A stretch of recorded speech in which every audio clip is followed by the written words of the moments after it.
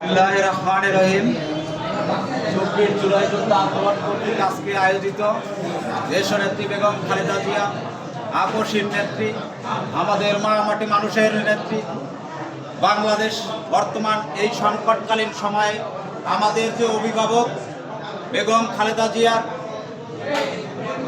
রোগ মুক্তি কামনার জন্য আজকের এই দোয়া মাহফিলে প্রধান অতিথি হিসাবে উপস্থিত আছেন বরিশাল জেলার মাটি মানুষের জনপ্রিয় জনদরদী জননেতা, রাজপথের লড়াকু সৈনিক, দেশের সংকটকালীন সময়ে অগ্নিজরা কণ্ঠস্বর, যিনি জুলাই আন্দোলন নয় দীর্ঘ 16 বছর যাবৎ তার হাতে গড়া হাজারো হাজারো কর্মীদের, যাদেরকে জেলে পুরে রেখেছিল, সেই জেলের ভিতরে তাদের দেখাশোনা করা এবং যারা আহত হয়েছিল তাদের খোঁজ খবর নেয়া, সেই আন্দোলনের মহানায়ক জনাব আবু নাসের মোহাম্মদ রহমাতুল্লাহ আজকের এই অনুষ্ঠানের সম্মানিত সভাপতি,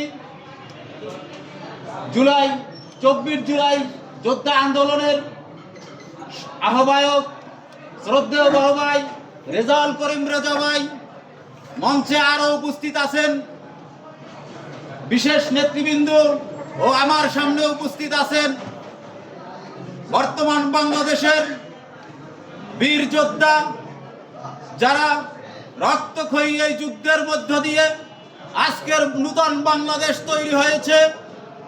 এবং আমি আরো স্মরণ করতে চাই 1971 সালে যারা শহীদ হয়েছেন সেই বীর যোদ্ধাদের। আমি আরো স্মরণ করতে চাই এই জুলাইয়ে আহত বীর শহীদদের প্রতি আমি সমবেদনা জানাচ্ছি এবং তার পরিবারের প্রতিও সমবেদনা জানাচ্ছি। প্রিয় নেতৃবৃন্দ, আপনারা জানেন আজকে দুঃখ ভারাক্রান্ত হৃদয় নিয়ে আমরা এখানে বসেছি। আমাদের আজকে দেশনেত্রী বেগম খালেদা জিয়া, যিনি বলেছিলেন এই দেশের বাইরে আমাদের কোনো ঠিকানা নাই, যে নেত্রী 18 কোটি মানুষের ভালোবাসা নিয়ে ছেলে সন্তানকে দূরে রেখে এবং নিজের ছেলেকে মৃত্যুর পরও সে এই দেশ থেকে বিতাড়িত হয়নি। কারণ বিতাড়িত হওয়ার একটা চক্রান্ত চলেছিল। কারণ হচ্ছে তাকে যদি এই মাটি থেকে উৎখাত করা যেত তাহলে এই রাষ্ট্রে আর গণতন্ত্র থাকতো না। তাই আমাদের নেত্রী দেশনেত্রী বেগম খালেদা জিয়া এই মাটি থেকে দূরে সরে যায়নি এবং ষড়যন্ত্র তাকে কোনোভাবে দূরে সরাতে পারেনি।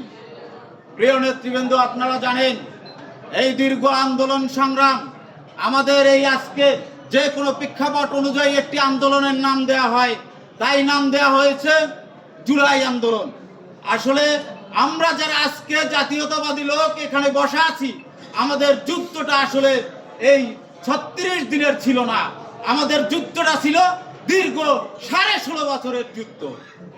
তাই আমাদের এই আন্দোলন থেকে আমাদের অনেক কিছু শেখার আছে এবং আমাদের অনেক কিছু অনুধাবনও করতে হবে। কিন্তু আমরা ব্যথিত, আজকে আমাদের মনে অনেক ব্যথা। আমাদের প্রিয় নেত্রী, প্রিয় মা আজকে রোগ অসুস্থ অবস্থায় আছে, তার ব্যথায় ব্যথিত হয়। আমরা আজকে তার জন্য, তার রোগ মুক্তির জন্য আমরা দোয়া কামনা করব। এবং আপনাদের একটি কথা আমি বলতে চাই, আমরা যারা এই জুলাই যোদ্ধা রয়েছি, এই জুলাই যোদ্ধাদের সাহসের কারণে আমাদের আজকে প্রেক্ষাপট পরিবর্তন হয়েছে। তাই আমরা এই শক্তিকে অনুধাবন করে, এই মনোবলকে ধারণ করে আগামীতে এই বাংলাদেশে নূতনভাবে রূপায়িত করার জন্য আমরা যে কোনো ষড়যন্ত্র মোকাবেলা করার জন্য সকলে প্রস্তুত রব।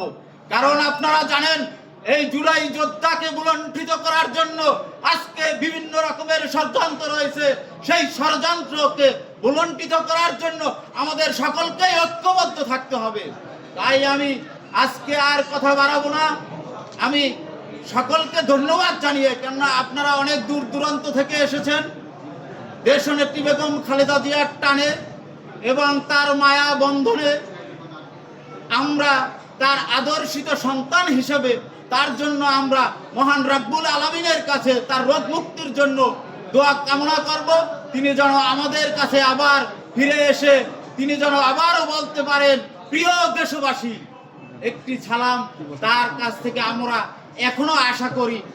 অতএব তার জন্য আমরা সকলে দোয়া করব এবং তার সুস্বাস্থ্যের জন্য দোয়া করব এবং আমাদের তারুণ্যের অহংকার দেশ নায়ক তিনি যেন এই বাংলার মাটিতে অতি দ্রুত ফিরে আসে এবং সকল ষড়যন্ত্র ছিন্ন করে।